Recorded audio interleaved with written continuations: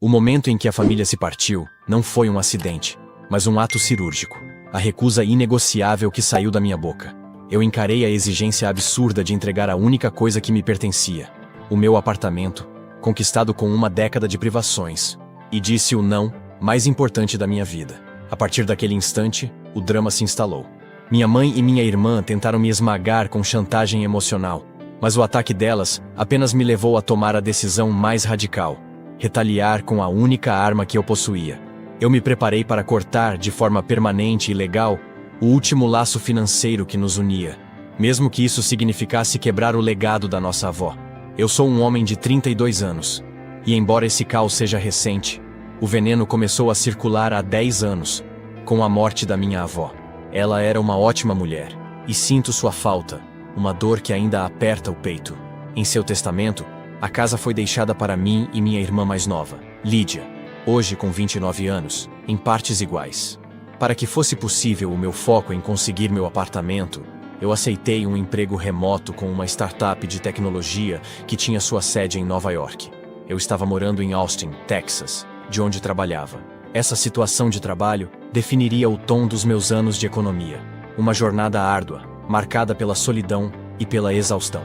Essa decisão me custou muitas noites de sono, mas a liberdade que eu vislumbrava valia cada sacrifício, cada gota de exaustão.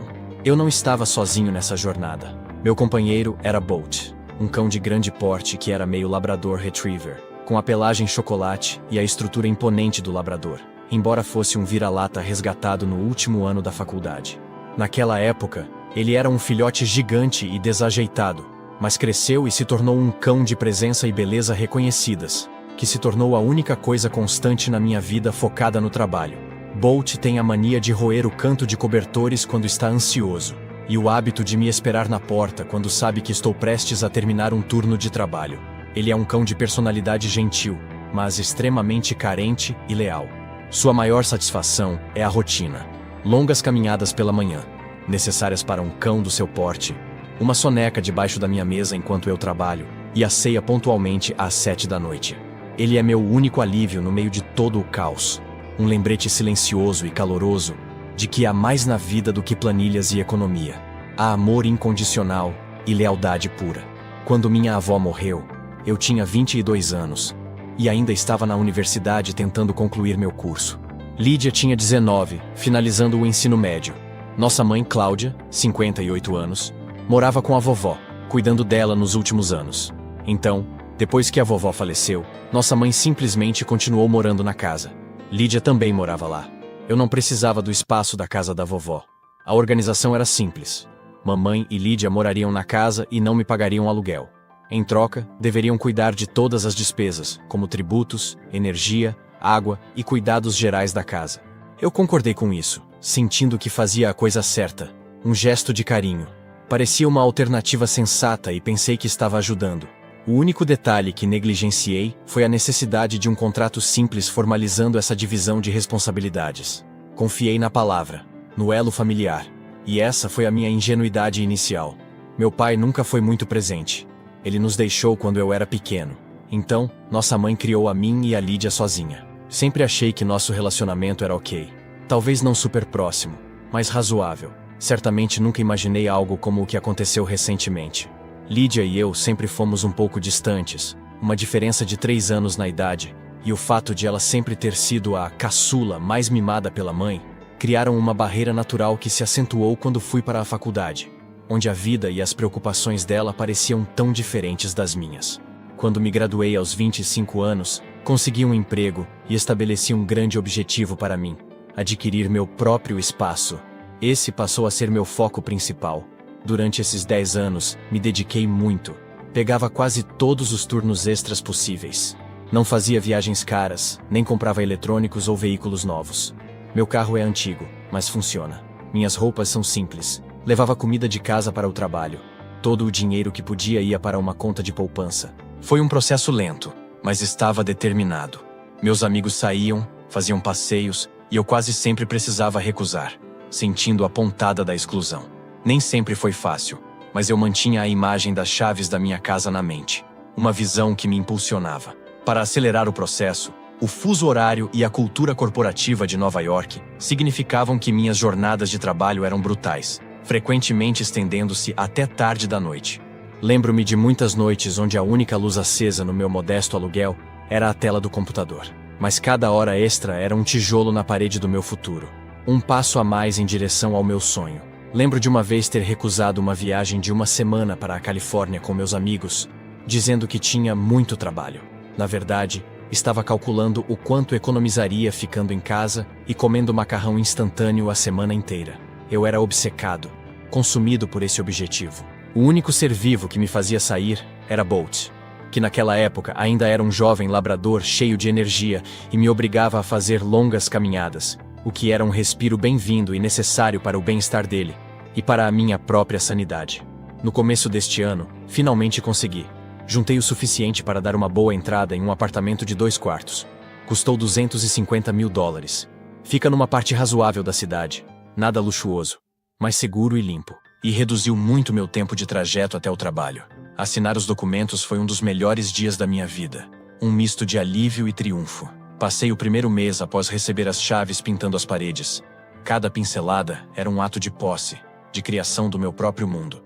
Eu mesmo comprei mobiliário básico, uma cama, um sofá, uma mesa pequena e cadeiras. Levou um tempo para deixar tudo em ordem. Me mudei oficialmente há cerca de 8 semanas. Pela primeira vez, eu tinha um lugar realmente meu, conquistado com o meu esforço e a força da minha própria vontade. O apartamento era a materialização de 10 anos de suor. A exigência de ceder meu apartamento surgiu do nada, mas minha mãe e minha irmã sempre tiveram uma visão um pouco distorcida sobre meu dinheiro. Era como se achassem que, por eu estar trabalhando e ser solteiro, o que eu ganhava era parcialmente delas, ou que ao menos deveriam opinar sobre como eu gastava ou receber uma parte. Por exemplo, se eu comentava que ganhei um bônus no trabalho, minha mãe imediatamente sugeria algo que eu poderia comprar para a casa da vovó, onde elas moravam. Uma vez foi uma máquina de lavar nova. Eu disse que elas moravam lá e a manutenção era responsabilidade delas. Mas ela me fez sentir culpado dizendo que a antiga estava um desastre, quase uma relíquia barulhenta. A máquina antiga, segundo minha mãe, soltava um vapor amarelo durante a centrifugação, um detalhe que ela narrava com um drama exagerado. Acho que acabei dando metade do valor, por uma mistura de culpa e cansaço. Lídia era semelhante. Mesmo depois de começar a trabalhar meio período em uma loja local, ela frequentemente me pedia dinheiro. Pode me emprestar $50? Meu salário atrasou, ou a conta do celular veio mais alta. Não eram quantias enormes, mas era frequente, um gotejar constante que esgotava minha paciência. O argumento dela era sempre que eu ganhava mais e não tinha filhos ou companheira para sustentar. Muitas vezes eu cedia só para evitar brigas, mas isso começou a me incomodar, a corroer minha boa vontade. Cerca de 3 anos atrás, Lídia começou a namorar Marcos. Ele tem 30 anos. 1 ano depois, ele se mudou para a casa da vovó com minha mãe e Lídia. Eu não fiquei nada contente com isso. Tinha visto Marcos algumas vezes. Parecia ok, mas nunca tinha um emprego fixo. Sempre dizia que estava procurando algo certo ou fazendo bicos, mas na maioria das vezes só ficava por lá. O que me incomodava era que ele não parecia ter ambição. Passava os dias no sofá jogando e dizendo que estava networking online, enquanto as contas continuavam a chegar e os pedidos de ajuda para mim aumentavam. Era uma imagem de inércia que me irritava profundamente. Depois que ele se mudou, os pedidos de ajuda financeira ou para eu pagar reparos na casa ficaram mais frequentes. Minha mãe dizia que a conta de luz estava altíssima ou que um cano estourou. Comecei a me posicionar com mais firmeza, dizendo que havia 3 adultos morando lá e que precisavam organizar o orçamento da casa. Ela geralmente respondia com tristeza, ou dizia que eu não entendia como era difícil para eles, sempre se vitimizando. Alguns meses atrás, enquanto eu estava adquirindo o apartamento, Lídia anunciou que estava grávida. Minha mãe ficou eufórica com a ideia de ser avó, parecendo ignorar a realidade financeira da filha. Eu cumprimentei Lídia, claro. Era uma grande notícia. Não discutimos mudança na moradia dela. Presumi que ela e Marcos continuariam na casa da vovó. A casa tem 3 quartos, então há espaço suficiente e, eventualmente, eles conseguiriam o lugar só deles, como a maioria dos casais que formam uma família. Ninguém me disse nada diferente, e eu não podia imaginar o turbilhão que se seguiria. Cerca de 1 mês depois de eu me mudar definitivamente, minha mãe me ligou. Disse que precisávamos ter uma reunião familiar e que era algo muito importante. pediu que eu fosse até a casa da vovó. Achei que fosse algo sobre o bebê. Talvez chá de bebê, ou escolha de nomes. Não suspeitei de nada. Minha mente ingênua ainda esperava algo positivo. Fui até lá à tarde. Quando entrei na sala, minha mãe, Lídia e Marcos estavam sentados com expressões sérias, quase solenes. Havia um bolo de chocolate sobre a mesa de centro. Achei estranho. Por que bolo para uma reunião importante? Era um presságio que eu não soube decifrar. Minha mãe começou a falar. Fez um longo discurso sobre como famílias devem se apoiar, como todos devem fazer sacrifícios pelo bem da família, com uma voz untuosa que me causava arrepios. Depois começou a falar de Lídia e do bebê, como ela estava grávida, e era um momento delicado, que Marcos estava tentando conseguir um emprego estável. Mas a economia estava difícil. Lídia parecia desconfortável, um brilho de vergonha nos olhos que eu mal percebi na hora. Marcos encarava os sapatos sem dizer uma palavra, a covardia escrita em sua postura. Então minha mãe lançou a bomba, uma frase que explodiu em meu peito. Disse que como eu era solteiro e tinha um apartamento novo de 2 quartos só para mim, e Lídia e Marcos estavam começando uma família e precisavam desesperadamente de um lugar estável e bonito para o bebê, a solução lógica e justa seria eu ceder o apartamento para eles. Não pediu, afirmou como se fosse óbvio, uma ordem, um ultimato. Disse que eu poderia voltar a morar no quarto de hóspedes da casa da vovó e ainda sorriu como se tivesse resolvido um grande problema, a imagem da benevolência distorcida. Disse que era meu dever como parte da família e que era o certo a se fazer. Até mencionou que era o certo aos olhos de Deus, mesmo nossa família não sendo religiosa. Um golpe baixo e manipulador. Fiquei completamente espantado, paralisado. Acho que minha boca chegou a ficar aberta, o ar preso em meus pulmões. Só consegui olhar para ela tentando entender o que tinha acabado de ouvir, processando a brutalidade da exigência. Entregar a eles meu apartamento, aquele que levei 10 anos para conquistar. Cada hora extra, cada recusa, cada renúncia, tudo por aquele sonho.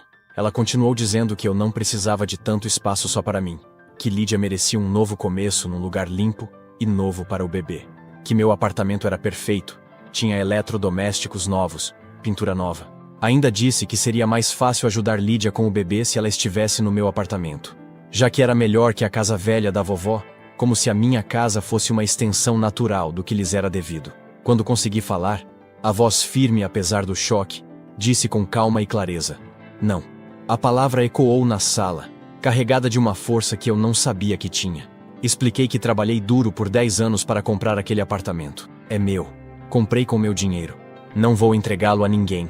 Disse que Lídia e Marcos podiam continuar morando na casa da vovó, que é espaçosa, ou procurar um lugar próprio, como qualquer outro casal jovem, uma solução sensata que parecia invisível para eles.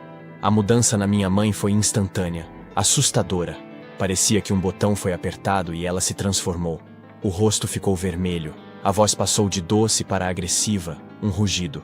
Começou a gritar que eu era egoísta, disse que eu era ingrato, que eles me deixaram usufruir da casa da vovó sem me cobrar aluguel ou me forçar a vender minha parte antes. O que era um absurdo, já que eu era coproprietário e eles moravam lá sem pagar nada. Uma distorção ultrajante da verdade. Lídia começou a chorar desesperadamente, não por tristeza, mas por manipulação, dizendo: não acredito que você não se importa comigo ou com meu bebê. Como pode ser tão cruel? Marcos finalmente olhou para mim e murmurou algo como: achei que você fosse melhor que isso, cara. Isso é muito baixo. Uma facada nas costas vinda de alguém que eu mal conhecia. A discussão ficou cada vez mais feia. Um show de horrores familiar. Mantive a calma, mas fui firme. Repeti: meu apartamento não está em discussão. Minha mãe ficou mais agitada, os olhos faiscando de raiva. Andava de um lado para o outro. Um animal enjaulado. De repente, pegou um pedaço do bolo de chocolate com a mão e jogou em mim. Acertou bem no meu peito. Espalhou no rosto e no cabelo. Uma humilhação pública. Ela gritava que eu era uma vergonha. Um filho horrível e como eu podia ser tão egoísta, a ponto de colocar meus desejos acima das necessidades da minha irmã grávida e do bebê. Lídia chorava. Um choro calculado. Marcos apenas observava, com uma expressão de desdém que parecia concordar com minha mãe. Eu não gritei de volta. A raiva borbulhava, mas a dignidade me impedia de descer ao nível deles. Peguei um guardanapo e limpei o bolo do rosto e da camisa o melhor que pude, e disse, com a voz embargada, mas controlada: essa conversa acabou. Avisei que estava indo embora. Enquanto eu ia em direção à porta, Os três gritavam comigo, um coro de acusações que me perfurava a alma. Minha mãe berrava que eu me arrependeria pelo resto da vida, que se saísse por aquela porta não seria mais filho dela. Uma ameaça que doía mais do que o bolo em meu rosto. Lídia chorava, dizendo que eu causaria um aborto de tanto estresse. Uma manipulação cruel e desumana. Foi um coro de insultos que me perseguiu. Saí e fechei a porta, o som estrondoso selando o fim de algo. Continuei dirigindo de volta para o meu apartamento, ainda com o odor pegajoso de bolo de chocolate em mim. Uma lembrança física da agressão. No começo fiquei meio atordoado, o cérebro processando a cena. Depois fiquei realmente com raiva, uma fúria fria e decidida. Não atendi o telefone quando começou a tocar quase imediatamente. Primeiro foi minha mãe, depois Lídia. Deixei ir para a caixa postal, sentindo um pingo de alívio por não ter que ouvir aquelas vozes.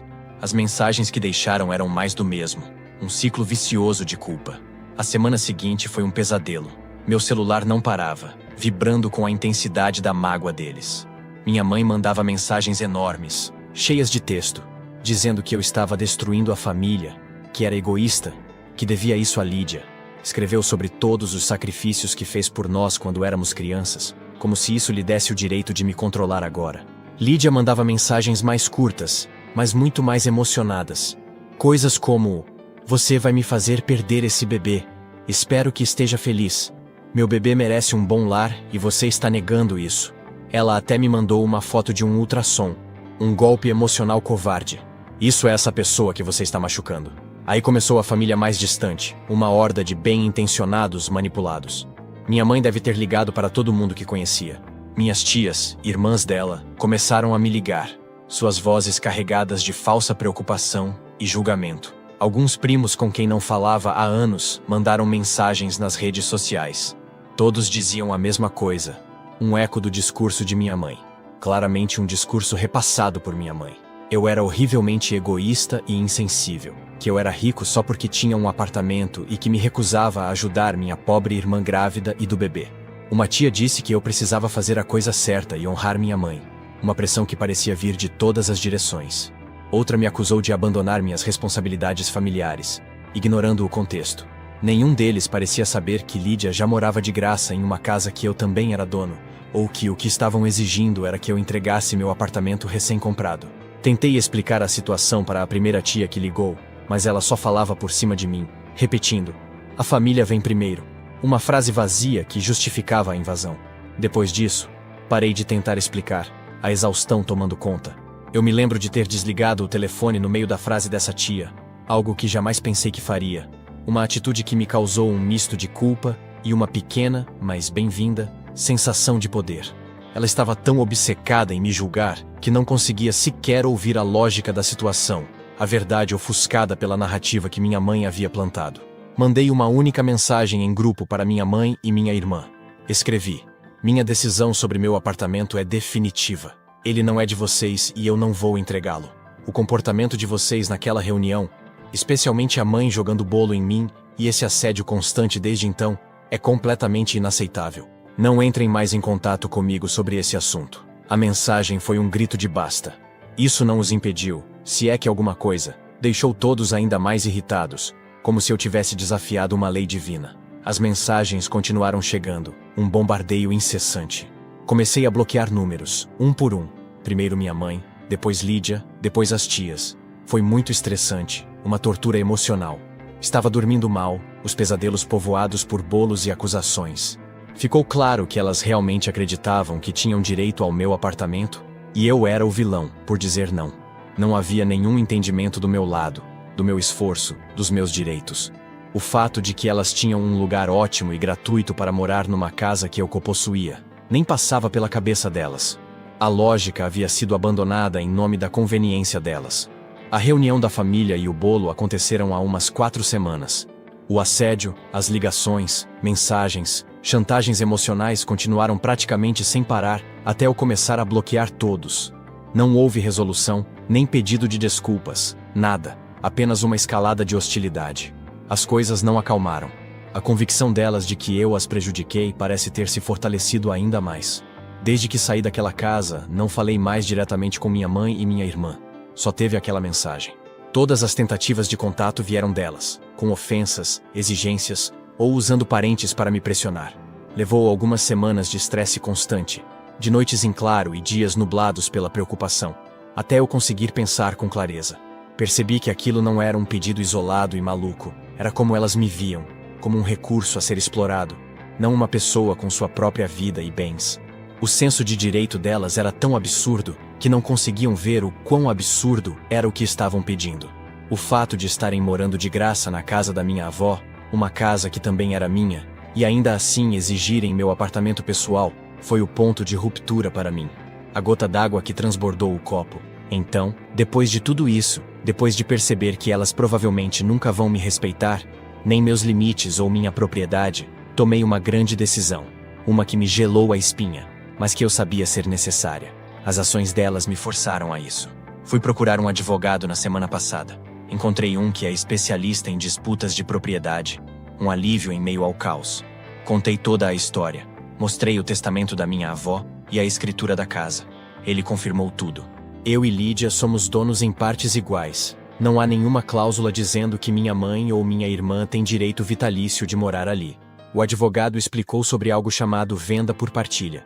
Disse que se os coproprietários de um imóvel não conseguem chegar a um acordo sobre o que fazer com ele, um deles pode recorrer ao tribunal para que um juiz ordene a venda do imóvel e o dinheiro é dividido entre os donos. Ele disse que é uma solução legal comum em situações como essa. Então é isso que estou fazendo. Pedi ao meu advogado que inicie o processo para forçar a venda da casa da minha avó. Se minha mãe, Lídia e Marcos quiserem continuar morando lá, Lídia terá que me comprar minha parte com base no valor de mercado atual. Meu advogado e eu analisamos imóveis semelhantes na região, e a casa vale algo entre 400 mil e 450 mil dólares. Então, minha parte ficaria entre 200 mil e 225 mil dólares, antes de os custos com venda e impostos. Sabendo da situação financeira deles, especialmente com Marcos sem trabalho fixo, duvido muito que Lídia consiga esse dinheiro. O mais provável é que a casa seja vendida para um terceiro, e eu e Lídia fiquemos com nossa parte em dinheiro. Isso significa que minha mãe, Lídia e Marcos terão que se mudar e encontrar outro lugar para viver. E também significa que qualquer relação que pensei ter com eles vai acabar de vez, desfeita em estilhaços. Estou planejando manter o contato zero com todos eles permanentemente, inclusive com qualquer parente que se juntou a eles para me atacar. Coloquei tudo isso no Reddit porque precisava desabafar, e também queria saber se estou indo longe demais. Será que eu estou errado em fazer isso? A dúvida ainda me corroía, mas a convicção crescia. Olá a todos. Já se passaram 2 meses desde que escrevi meu primeiro post. Primeiro quero agradecer. De verdade, li cada comentário e mensagem privada. Achei que receberia reações divididas, talvez até críticas, mas quase todos foram incrivelmente compreensíveis e compartilharam conselhos muito úteis. Fez uma grande diferença saber que eu não estava enganado por achar aquele pedido absurdo.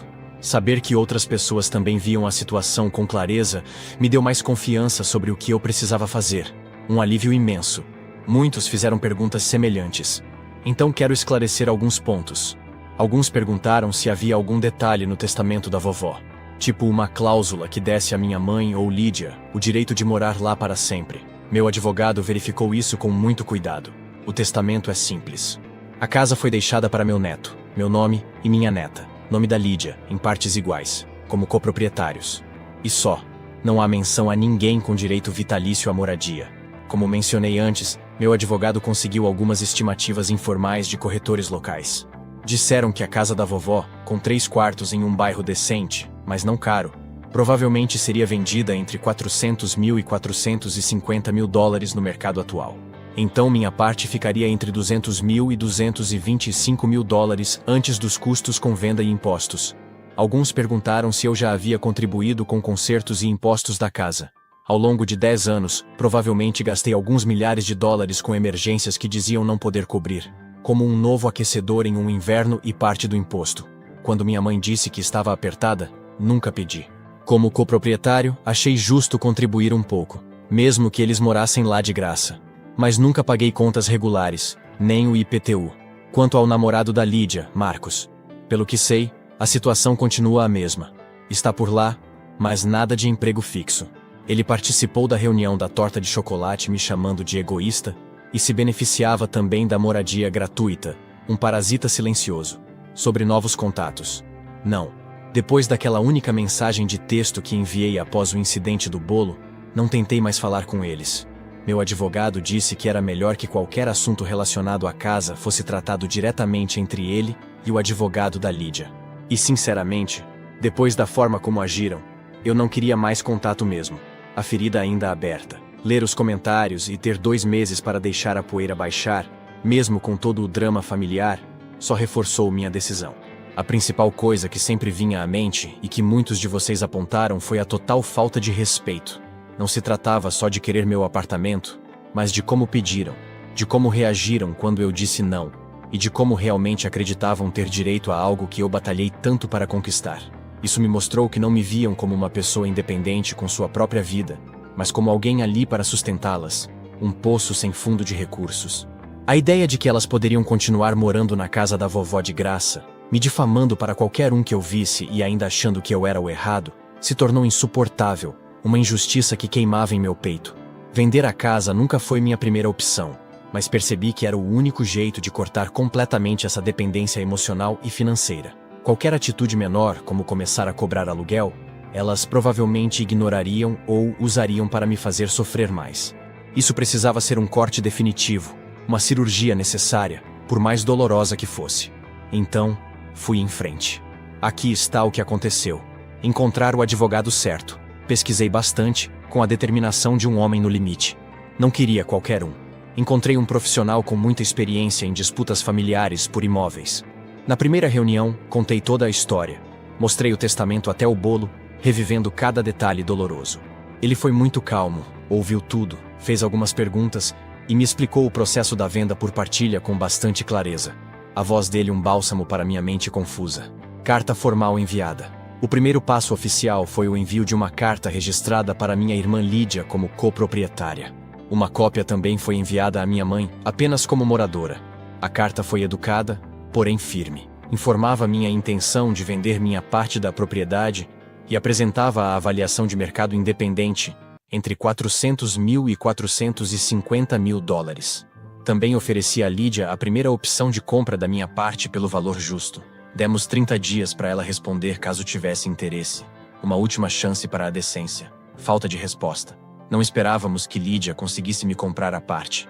E foi o que aconteceu. Não recebemos nenhuma resposta formal dela ou de um advogado dentro do prazo de 30 dias. O que meu advogado recebeu cerca de 2 semanas depois foi uma carta escrita à mão pela minha mãe e não foi nada educada. Eram várias páginas de acusações dizendo que eu era ganancioso, que estava tornando minha irmã e o bebê sem teto, que estava ultrajando a memória da minha avó. Exigiu que eu interrompesse esse absurdo legal imediatamente. Uma torrente de fúria e manipulação que me entristeceu mais do que me surpreendeu. Processo judicial. Após o fim do prazo, sem nenhuma oferta, meu advogado entrou com o processo judicial de partilha no tribunal local. É uma ação legal formal, pedindo que o juiz ordene a venda do imóvel, já que os coproprietários não chegaram a um acordo. Lídia foi oficialmente notificada pelo entregador de documentos judiciais, pessoalmente na casa da vovó. Soube, através do advogado, que o entregador teve que insistir 3 vezes, pois Marcos tentou fazê-lo ir embora, alegando que ninguém importante morava ali. A recusa só cessou quando Lídia assinou. A humilhação evidente em cada linha da narrativa, expondo a mesquinhez deles. Esse processo todo, desde a decisão até a contratação do advogado, envio da carta, espera pela resposta e o início da ação judicial, levou cerca de 6 semanas, e pareciam 6 semanas eternas, cada dia uma batalha. A reação foi exatamente o que eu esperava, só que mais intensa. Quando Lídia recebeu oficialmente os documentos da ação judicial, foi aí que a situação explodiu de verdade. Agora era real. Não era só uma ameaça, estava acontecendo de verdade. O processo legal estava em andamento, e o peso da realidade os atingiu. Minha mãe, segundo soube, ligou diversas vezes para o escritório do meu advogado. Gritava com a assistente jurídica, exigindo falar com ele, acusando-o de estar ajudando a destruir a própria família. Uma performance dramática e inútil. A assistente foi extremamente profissional, e apenas disse que a filha dela, Lídia, precisaria contratar um advogado. Lídia conseguiu um advogado através da Defensoria Pública. O advogado dela respondeu ao processo. Pelo que o meu advogado me disse, a primeira atitude deles foi tentar adiar tudo. Fizeram argumentos dizendo que Lídia deveria continuar morando na casa porque estava grávida e tinha renda baixa. Sugeriram que talvez eu fosse forçado a vender minha parte por um valor muito abaixo do mercado ou permitir que ela me pagasse ao longo de muitos anos. Meu advogado disse que esses argumentos dificilmente seriam aceitos pelo juiz, dissipando as falsas esperanças deles. O principal disso tudo foi que eles finalmente entenderam que eu não estava blefando. Aquilo não era uma ameaça. Estava acontecendo de verdade. O processo legal estava em andamento. Minha mãe, Lídia e Marcos, aparentemente, ficaram extremamente estressados, colhendo o que plantaram. Lídia já estava no 3º trimestre da gravidez, então o momento não era ideal para ela. Mas a situação foi criada por eles mesmos, pelas exigências e ações que tomaram. E essa verdade, por mais dura que fosse, era inescapável. Para mim, apesar de ser um processo desagradável, dar esses passos concretos me tirou um peso enorme das costas. Uma liberdade lenta, mas real. Não era mais só eu lidando com a pressão emocional deles. Agora era um assunto legal sendo tratado por profissionais. Um dos poucos acertos foi ter delegado a batalha, entregando o fardo a quem sabia carregá-lo. Continuei mantendo minha mãe e minha irmã bloqueadas no celular e nas redes sociais. Toda a comunicação necessária passou a ser feita entre os advogados. Foi um tipo estranho de alívio, difícil, sim, mas um caminho real para resolver tudo de vez. Não há chance de voltar atrás. A ponte havia sido queimada, e era necessário. Já se passaram 10 meses desde que escrevi aquele primeiro post perguntando se estava errado. E faz cerca de 8 meses desde minha primeira atualização, quando o processo legal estava só começando. Parece que foi uma eternidade, um tempo suspenso entre a dor e a esperança. As questões legais sobre a venda da casa levaram bem mais tempo do que eu imaginava. Mas finalmente, tudo se encerrou. E um novo capítulo começou. Durante esses 10 meses, minha vida foi basicamente trabalho. Foquei no emprego, fiquei na minha, consegui uma pequena promoção, o que foi uma boa notícia no meio de todo esse estresse, um pequeno raio de sol em dias cinzentos. A única coisa que manteve minha rotina saudável foi Bolt, que agora, com quase 10 anos, exige menos corrida, mas mais carinho. A responsabilidade de cuidar desse labrador me impediu de me afundar no drama. Sua lealdade inabalável me ancorava na realidade. Além do trabalho, a necessidade de ter uma válvula de escape me levou a um antigo interesse que eu reprimia por causa do foco financeiro: design de jogos de tabuleiro. Eu sempre gostei de jogos complexos de estratégia. Comecei a dedicar algumas noites e fins de semana ao desenvolvimento de um protótipo digital. Para minha surpresa, o jogo, chamado Corporate Siege, que ironicamente era sobre uma batalha corporativa, teve uma boa recepção em comunidades online. Eu consegui fechar um acordo de licenciamento com uma pequena editora de jogos independente.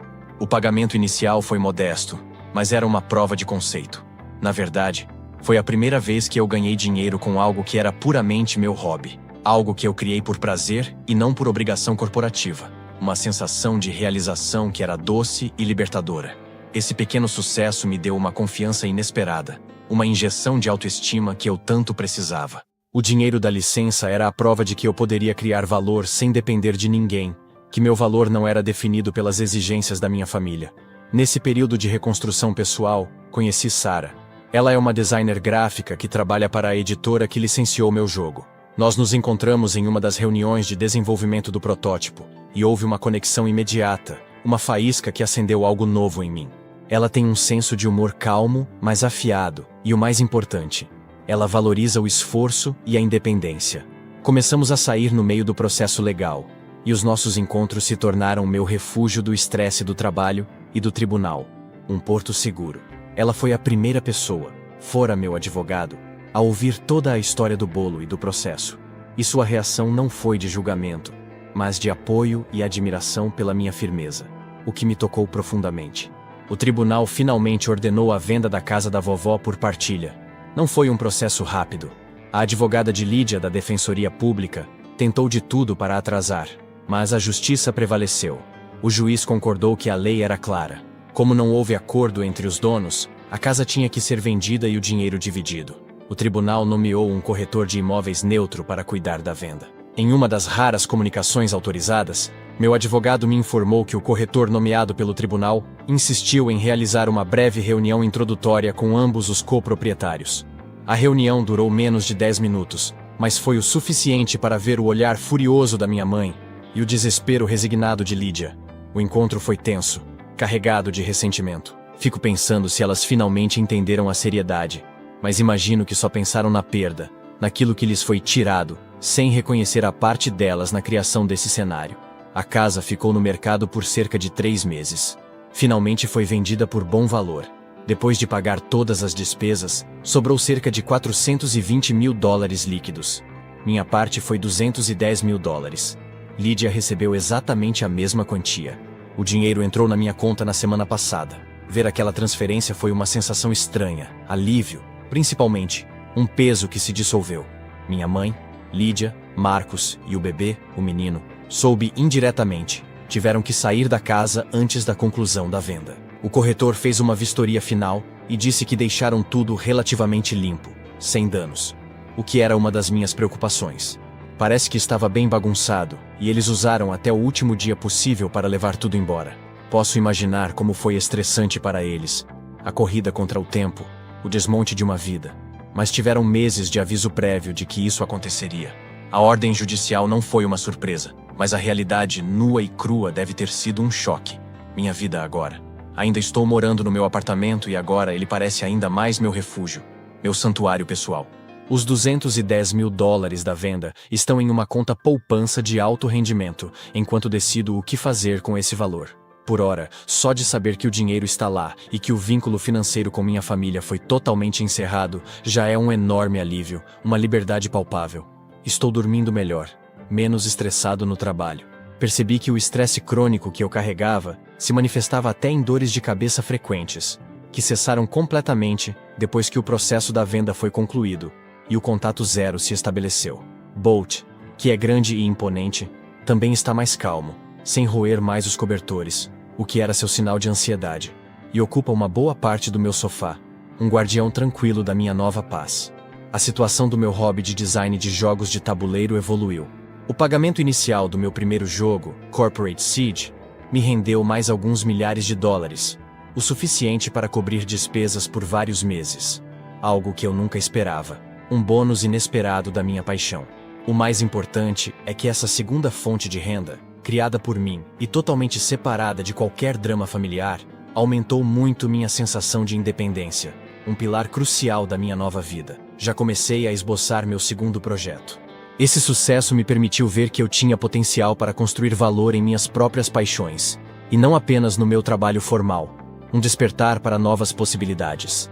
O relacionamento com Sarah se aprofundou. Ela não é apenas uma distração, ela é uma parceira, um ombro amigo, uma voz de razão. Temos conversas longas e saudáveis, e ela me ensinou que o apoio e o respeito devem ser a base de qualquer relacionamento, uma lição valiosa que eu havia perdido no meio do caos familiar.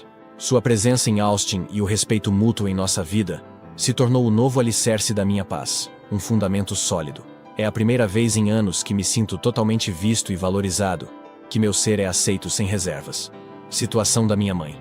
Não tenho nenhum contato direto com ninguém da família, mas ouvi que ela se mudou para a casa da minha tia Carol e está extremamente ressentida, contando para todos que sou um monstro que deixou a própria família sem teto. A narrativa dela, distorcida e carregada de rancor, ainda me chega aos ouvidos. Mas já não me abala da mesma forma. Lydia e Marcos alugaram um apartamento pequeno com o dinheiro que receberam. Marcos tentou me mandar uma mensagem direta depois da venda finalizada.